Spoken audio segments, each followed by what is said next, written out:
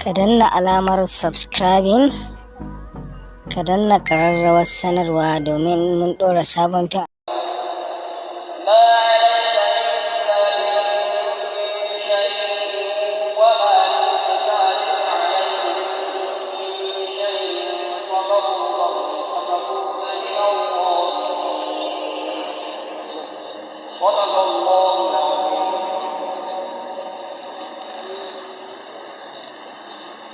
بسم الله الرحمن الرحيم الحمد لله رب العالمين وصلى الله وسلم على سيدنا محمد المبعوث رحمة للعالمين وعلى آله وأصحابه حق قدره ومقداره العظيم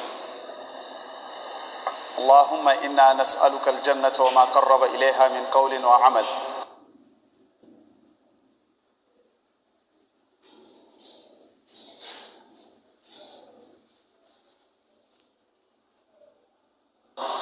ونعوذ بك من النار وما قرب إليها من قول وعمل اللهم اجعلنا هادين مهتدين غير ضالين ولا مضلين سلما لأوليائك وحربا لأعدائك نحب بحبك من أحبك ونعادي بعداوتك من خالفك سبحان ربك رب العزة عما يصفون وسلام على المرسلين والحمد لله رب العالمين أما بعد السلام عليكم ورحمة الله وبركاته Allah ya kawo mu yau ɗaya ga watan Ramadan hijiran Sayyidina Rasulullah sallallahu alaihi wa alihi wa sallam shekara ta 1443 wanda ya yi daidai da 2 ga watan April shekara ta 2022 miladiya. Muna fatan fara ci gaba da karatun tafsirin alkur'ani mai girma daga inda muka tsaya ayar da muka tsaya a bara. Allah ya raya mu, mun gode masa, ya yi mana ni'imar rayuwa da lafiya, ya kawo mu bana ko da yake mun wuce da jarabawa masu yawa a ƙasar tamu, ko mu ce ƙasar tana cikin jarabawa masu yawa don ba mu wuce ba. Allah subhanahu wa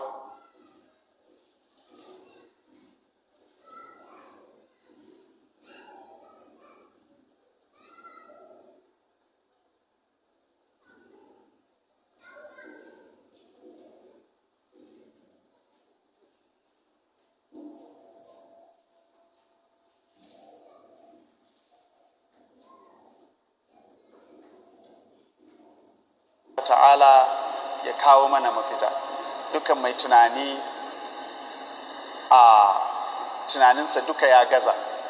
Dukkan waɗanda ake baiwa uzuri cewa ƙila kaza ne ko ƙila kaza ne ko a ba su dama iri kaza, dukkan wani uzuri da mai uzuri zai iya baiwa wani duka ya ƙare.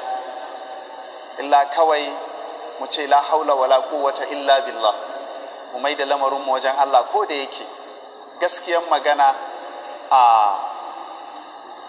dukkan abubuwan da suke faruwa da mu da hannunmu mu duka dumu-dumu a cikin dukkan abin da yake faruwa. In na ce mu duka ina nufin tun daga ƙololuwan masu mulki har zuwa mafi ƙanƙantar ra'iyya. Babu wanda bayi da laifi, babu wanda baya buƙatar ya gyara abin da yake yi domin lamarin ƙasarmu, musamman waɗanda Allah subhanahu wataala ya ɗaura wa amanar al'umma a wuyansu. Duk laifi mafi yawa zai koma zuwa gare su. Halin da muke ciki hali ne da koya mutum yake so ya wa mutane uzuri zai kasa, koya yake so ya ce wato ya bada uzuri. To amma abin da muke bukatar mu sani shine wato Allah subhanahu wa ta'ala ba zai gyara mana ba sai mun gyara. Sunna ce daga sunnonin Allah subhanahu wa ta'ala. Allah yana da abubuwan da ya sanya a matsayin as-sunanul kauniyya.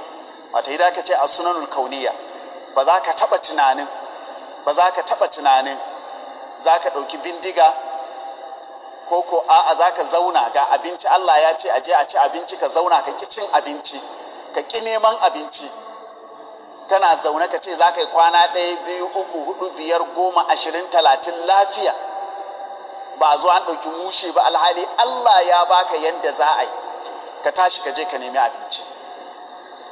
ko baka da lafiya ka zauna ka ce ai shikenan wa idza maridtu fa huwa yashfin, dan haka ba za ka nemi magani ba. Allah subhanahu wataala yana da sunan kauniya, kuma yana son a girmama masa wannan sunnonin nasa na kaun. Allah subhanahu wataala ba zai baka ni'ima ka butulce wa ni'iman ka kafirce, sannan kuma ka yi tunanin Allah subhanahu wataala ya ci gaba da baka abin da ake baiwa wanda suka gode wa ni'ima ba. Allah subhanahu wataala ya gaya mana, muna yawan faɗi karar a cikin alkur'ani sakamakon mutanen da suka butulce wa ni'ima. wa daraba Allahu mathalan qaryatan kanat aminatan mutma'innatan yatiha rizquha ragadan min kulli makanin fakaffarat bi an'ami Allahi fa adhaqaha Allahu libasal ju'i wal khawfi bima kanu yasna'un. fakaffarat bi an'ami Allahi fa adhaqaha Allahu libasal ju'i wal khawfi. duk wanda zai butulce wa ni'iman Allah, idan aka ce butulce wa ni'imar Allah shine rashin aiki da abin da Allah ya baka na ni'ima a yanda ya kamata a yi aiki da shi, rashin sarrafar da damar da Allah ya baiwa bawa a yanda ya kamata ya sarrafar da ita. kamar yadda Allah yake faɗa mana a suratul Isra'i, ko idza aradna an nuhlika qaryatan amarna mutra fiha fa fasaqu fiha fa haqqa 'alayha al-qawlu fa dammarnaha tadmira.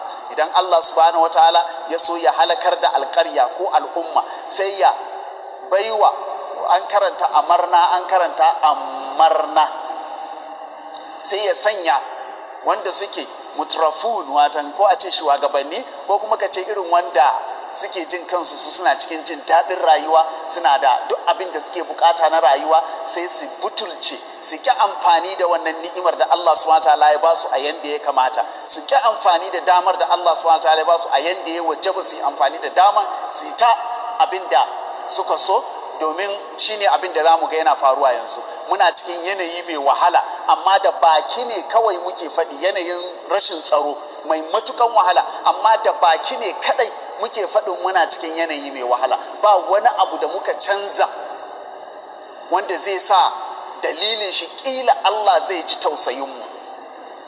masu holewa ba su daina holewa ba, masu bukukuwa su barnatar da dukiya ba su daina ba, masu satan dukiyan al'umma ba su daina ba, masu barna ba su daina ba. duk abin da ake kila ma a wasu wurare sai karuwa ya. sannan kuma muna son Allah wata mu'jiza ta zo ta canza mana halin da muke ciki, ba zai yi ba. amma abin da yasa kowane mai magana yana da uslubinsa, yana da hanyar da yake magana. idan za mu zauna a nan mu yi ta maganan cewa laifinmu ne ba zai canza komai ba. abin da ya fi dacewa mu duba mu ga ya kamata mu yi domin gyaran wannan halin da muka sami kanmu a ciki. wallahi hali ne mai wahala, kuma ban da'awan ina da solution, amma dai abin da ya wajaba shine kowane ɗan ƙasa ya san cewa akwai haƙƙi a kansa, kuma yanayi ne muke ciki mai wahala da yake buƙatan al'umma su tashi da farko da addu'a na gaskiya, ba addu'an rai ba, a jiki ba rai ba, ba addu'a mara rai ba. malamai suna cewa addu'a usilahul mu'min, watan addu'a shine takobin mu'mini. to idan ko addu'a shine takobinka, to in za ka yi sara da takobi za ka tabbatar ka wasa shi da kyau, ba za ka bari kai amfani da takobin da ya riga ya dakushe ba. saboda haka in za ka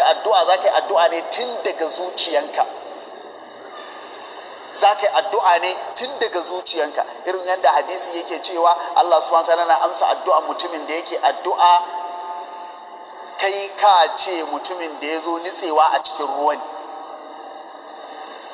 idan ka zama kana addu'a irin wannan, to muna fatan Allah subhanahu wataala ya amsa addu'ar mu. manzon Allah sallallahu alaihi wasallam yana faɗi a hadisi ingantacce, mafi gajiyan mutane shine mutumin da ya gaza a addu'a. saboda kada mu gaza a cikin addu'a ga ƙasar mu, domin yanzu akwai wanda suna ganin cewa kaman